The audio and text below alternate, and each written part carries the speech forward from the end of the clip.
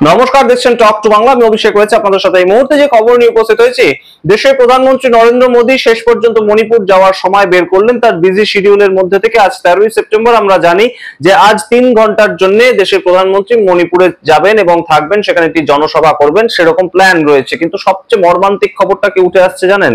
এই মণিপুরবাসীকে ভারতীয় জনতা পার্টির কার্যকর্তারা গিয়ে বলেছিলেন যে আপনারা নাচ গান করুন এবং সাংস্কৃতিক একটা অনুষ্ঠানের মাধ্যমে মণিপুরবাসী দেশের প্রধানমন্ত্রীকে একদম স্বাগত জানাক। কিন্তু মণিপুরবাসীর উত্তরটা আপনারা শুনলে রীতিমতন আপনাদের খারাপ লাগবে এবং অসহায় লাগবে। দেশের মানুষ এইভাবে রয়েছেন মণিপুরে, এবং সেখানে কি ভারতীয় জনতা পার্টির যে কার্যকর্তারা তারা বলেই বা কি করে এই মুহূর্তে মণিপুরবাসীকে নেচে দেখাতে, দেশের প্রধানমন্ত্রীকে স্বাগত জানানোর জন্য? তারা উত্তর দিয়েছে, সেখানকার মণিপুরবাসী উত্তর দিয়েছে, আমরা বাড়িতে নেই, আমরা আমাদের ত্রাণ শিবিরে রয়েছি গত 2 বছর ধরে, আমাদের এখনো পর্যন্ত চোখের জল শোকায়নি যে আমরা নাচ করে দেখাতে পারবো, আমাদের সেরকম মানসিক অবস্থা না। এই অবস্থান কিন্তু উঠে আসছে এবং অত্যন্ত গুরুত্বপূর্ণ এই বক্তব্য, এই যে স্টেটমেন্ট আমরা আপনাদের কোট আনকোট পড়ে শোনাবো। তার সঙ্গে আপনাদেরকে জানাবো যে ভারতীয় জনতা পার্টির যে এক্স এমএলএ রয়েছেন, এক্স নেতা রয়েছেন, বিভিন্ন ধরনের পোস্ট যারা হোল্ড করেছেন এতদিন ধরে মণিপুরে বিজেপির পক্ষ থেকে, তারা এই মুহূর্তে দেশের প্রধানমন্ত্রী যাওয়ার ঠিক আগেই রাহুল গান্ধীর সঙ্গে যুক্ত হচ্ছেন, অর্থাৎ একদম ভারতীয় জনতা পার্টি ছেড়ে তারা কংগ্রেসে যুক্ত হচ্ছেন, তেমন খবর উঠে আসছে। ইতিমধ্যে তারা যুক্ত হয়ে গিয়েছেন।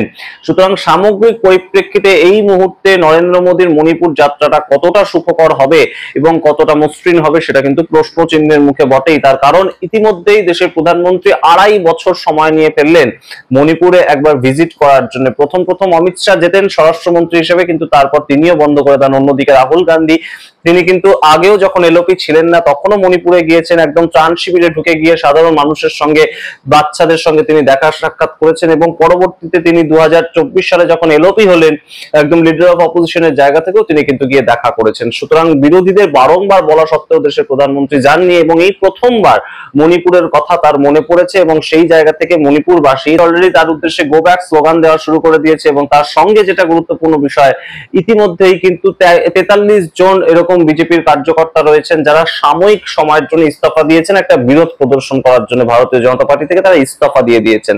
সামগ্রিকটাই তুলে ধরবো আপনাদের সামনে। তার আগে অবশ্যই টক টু বাংলা ইউটিউব চ্যানেলকে সাবস্ক্রাইব করে দিন, এই ভিডিও দেখুন শেষ অবধি স্কিপ না করে। আপনারা জানেন যে মণিপুর অশান্ত হয়েছিল 2023 সালের মে মাস থেকে শুরু হয়েছিল। দুটো সম্প্রদায়ের মধ্যে মূলত একটা সংঘাত শুরু হয়েছিল, এবং সেই জায়গা থেকে বীরেন শাহ তৎকালীন মুখ্যমন্ত্রী ছিলেন। তার পরবর্তীতে আমরা দেখতে পাই সেখানে রাষ্ট্রপতি একদম শাসন জারি হয়ে যায়, এবং কয়েকদিন আগেকার খবর, মে মাসের খবর, এমন অবস্থা হয়েছিল যে রাজ্যপাল, সেখানকার যে রাজ্যপাল, মণিপুরের রাজ্যপাল, তাকে এয়ারলিফট করে নিয়ে আসতে হয়েছিল, একদম হেলিকপ্টার দিয়ে তাকে তার বাড়ি থেকে উড়িয়ে নিয়ে আসতে হয়েছিল। তার কারণ রাজ্যপালের যে ভবন, রাজভবন যেটা, সেটাকে একদম অগ্নিসংযোগ করে জ্বালিয়ে দেওয়ার একটা সংকেত দেখা গেছে। তার পরবর্তীতে যখন তারা জানতে পারে যে রাজ্যপালকে সরিয়ে নিয়ে যাওয়া হয়েছে, তার পরবর্তীতে তারা বিভিন্ন ভাবে অন্য রকম প্রোটেস্ট দেখাতে শুরু করে। এইরকম অশান্ত মণিপুরে দেশের প্রধানমন্ত্রী একবার গিয়ে কেন দাঁড়ালেন না?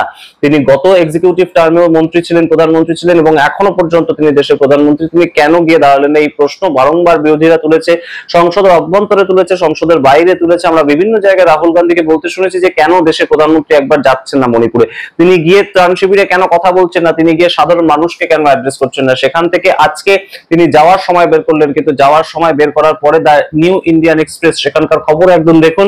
গাংতে students organisation in Churachandpur district said it would welcome the PM's likely visit, but we can't dance with our tears in our eyes. Our mourning is not yet over, our tears are not yet dried, our wounds are not yet healed, we cannot dance with joy.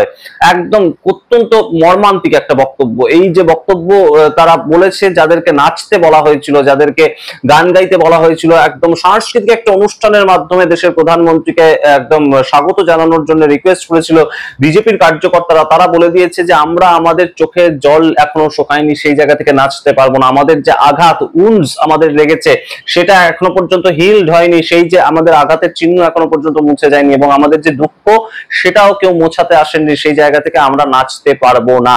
সুতরাং সেই যে বিষয়গুলো, সেই বিষয়গুলো একদম কিন্তু রীতিমতন বিজেপির কাছে এই মুহূর্তে ফেস করার মতন জায়গায় নেই। এবং নরেন্দ্র মোদী ইতিমধ্যে আপনারা দেখতে পেয়েছেন প্রত্যেকটা রাজ্যে যখন যান তখন তিনি একটা রোড শো করেন, র্যালি করেন, সেটাও কিন্তু মণিপুরে করার কথা ছিল, কিন্তু সেটা তিনি করবেন না, সিকিউরিটি পারপাস একটা কারণ দেখানো হয়েছে। এবং তার সঙ্গে যেটা গুরুত্বপূর্ণ একটা ব্যাখ্যা উঠে আসছে রাজনৈতিক পর্যবেক্ষকদের থেকে, যে যেখানে নরেন্দ্র মোদী যাওয়ার সময় একদম গো ব্যাক নরেন্দ্র মোদী এরকম স্লোগান অলরেডি ওঠা শুরু হয়ে গিয়েছে, এবং তার সঙ্গে একদম মণিপুরে এরকম মণিপুরবাসী তাদেরকে রিজেক্ট করছে যে আমরা নাচতে পারবো না, আমাদের এরকম মানসিক অবস্থা নেই আমরা নাচতে পারবো, যে উনি আসুন কিন্তু আমরা সেটাকে ওয়েলকাম করছি, আমাদের নাচার মতন পরিস্থিতি নেই, মানসিক অবস্থা সেরকম নেই। সেই জায়গা থেকে এই মুহূর্তে কিন্তু অবশ্যই একটা জনসভা করার কথা, এবং নরেন্দ্র মোদী তিনি জনসভায় কি বলবেন আমরা অবশ্যই নজর রাখবো সেদিকে। কিন্তু ইতিমধ্যেই যেটা ভাঙনের ছবি দেখা দিয়েছে বিজেপির অভ্যন্তর থেকে, সেই ছবিটা কিন্তু রীতিমতন গুরুত্বপূর্ণ। তার কারণ এখন সপ্তগিরি শঙ্কর উলাকা,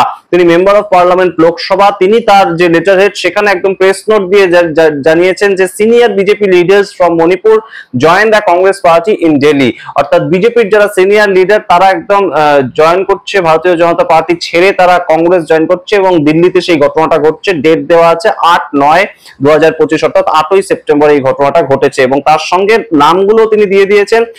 সুরচন্দ্র সিং, তিনি রিটায়ার্ড আইএএস ছিলেন এবং এক্স এমএলএ ছিলেন, তিনি একদম ভারতীয় জনতা পার্টি ছেড়ে কংগ্রেস জয়েন করছেন। তার সঙ্গে রাধেকিশোর সিং, তিনিও এক্স এমএলএ ছিলেন, তিনি বিজেপি ছেড়ে কংগ্রেস জয়েন করছেন। এবং তার সঙ্গে উত্তম কুমার নিংতাওজাম, তিনিও কিন্তু একদম সরাসরি কনস্টিটিউয়েন্সি থেকে একদম ছেড়ে তাঙ্গা কনস্টিটিউয়েন্সি সেটাকে ছেড়ে সরাসরি কংগ্রেস জয়েন করছেন। এই তিনজন বড় ব্যক্তিত্ব তারা কিন্তু একদম বিজেপি ছেড়ে কংগ্রেস জয়েন করছে, এরকম একটা খবর অলরেডি মণিপুর আইএনসি থেকে জানানো হয়েছে। এবং মণিপুরে আপনারা জানেন যে একদম যে অবস্থা, ভারতীয় জনতা পার্টির কোনো নেতাই এখন আর যান না, এবং প্রথম দু একবার অমিত শাহ গিয়েছিলেন, তার পরবর্তীতে তারা যান না। সুতরাং তাদের যে ইন্টারনাল পলিটিক্স সেটা করতে কিন্তু কোথাও গিয়ে ভারতীয় জনতা পার্টির যারা সেখানকার লোকাল নেতা রয়েছেন তাদের একটা অসুবিধা হচ্ছে যে আপনাদের কোনো কেন্দ্রীয় নেতা তো আসছে না, দেশের মোদী সরকার চলছে কিন্তু তারা তো আমাদের দিকে তাকাচ্ছে না। সেই জায়গা থেকেই কিন্তু তারা রীতিমতন কংগ্রেস জয়েন করছেন, তেমনই একটা পর্যবেক্ষণ রাজনৈতিক বিশ্লেষকদের। এবং তার সঙ্গে অন্য আরেকটা সিচুয়েশন কিন্তু মণিপুরে অত্যন্ত গুরুতর হয়ে উঠেছে, যে নরেন্দ্র মোদী যাবেন এই যে প্রেক্ষাপট, সেই প্রেক্ষাপটে 43 জন এমন কার্যকর্তা রয়েছেন বিভিন্ন জেলার, যারা প্রেসিডেন্ট থেকে শুরু করে বিভিন্ন শাখা সংগঠনের যারা দায়িত্ব রয়েছেন, এরকম 43 জন রয়েছেন। সে মণিপুর তো খুব বড় জায়গা নয়, তাই জন্য 43 সংখ্যাটা সেই ক্ষেত্রে অনেক বড়। পশ্চিমবঙ্গের সঙ্গে মণিপুরের তুলনা করলে কখনোই সঠিক হবে না সেটা। এবং সেই জায়গা থেকে 43 জন রয়েছেন এমন মানুষ যারা কিন্তু বিজেপি ছেড়ে একদম রীতিমতন কোনো দল জয়েন করেননি, কিন্তু তারা সাময়িক ইস্তফা দিয়েছেন বিজেপির থেকে। এবং তারা নরেন্দ্র মোদী আসছেন সেই ঘটনাটার প্রাক্কালে এই ঘটনাটা ঘটালেন, তার কারণ তারা লোকাল যে নেতা, লোকাল নেতৃত্ব হিসেবে তারা একটা প্রতিবাদ জানালেন যে কেন দেশের প্রধানমন্ত্রী এতদিন ধরে আসেননি এখানে। এবং আপনাদের যে খবর দিয়ে শুরু করলাম যে মণিপুরবাসী এমনই রীতিমতন এই মুহূর্তে মানসিকভাবে অশান্তিতে রয়েছেন, তারা বাড়ি ছাড়া হয়ে রয়েছেন, গত 2.5 বছর ধরে তারা বাড়ি ছাড়া হয়ে রয়েছেন। এখন তাদের কাছে শুধুমাত্র শান্তিটা কামনা, তাদের কাছে দেশের প্রধানমন্ত্রী এসে তার এন্টারটেনমেন্ট করাটা কিংবা তাকে স্বাগত জানানোটা তাদের কাছে কোনো ফ্যাক্টরি নয়। তারা সম্পূর্ণ জানিয়ে দিয়েছেন যে আমরা কেউ থাকতে পারবো না তার র্যালিতে, আমরা কেউ থাকতে পারবো না তাকে স্বাগত জানানোর জন্য, আমরা নাচতে পারবো না। এবং আমরা অবশ্যই এই মুহূর্তে অবাক হতে হয় যে কোন ভারতীয় জনতা পার্টির নেতা তাদেরকে গিয়ে এই রিকোয়েস্টটা করলেন যে প্রত্যেকটা রাজ্যে যেমন দেশের প্রধানমন্ত্রীকে স্বাগত জানানো হয়, মণিপুরে আপনারা নেচে স্বাগত জানান, এটা কিভাবে তারা জানালেন? এই প্রশ্নগুলো উঠছে এই মুহূর্তে। আপনাদের বক্তব্য অবশ্যই কমেন্ট বক্সে কমেন্ট করুন। দেখতে থাকুন টক টু বাংলা, অবশ্যই টক টু বাংলা ইউটিউব চ্যানেলকে সাবস্ক্রাইব করে দিন। ধন্যবাদ।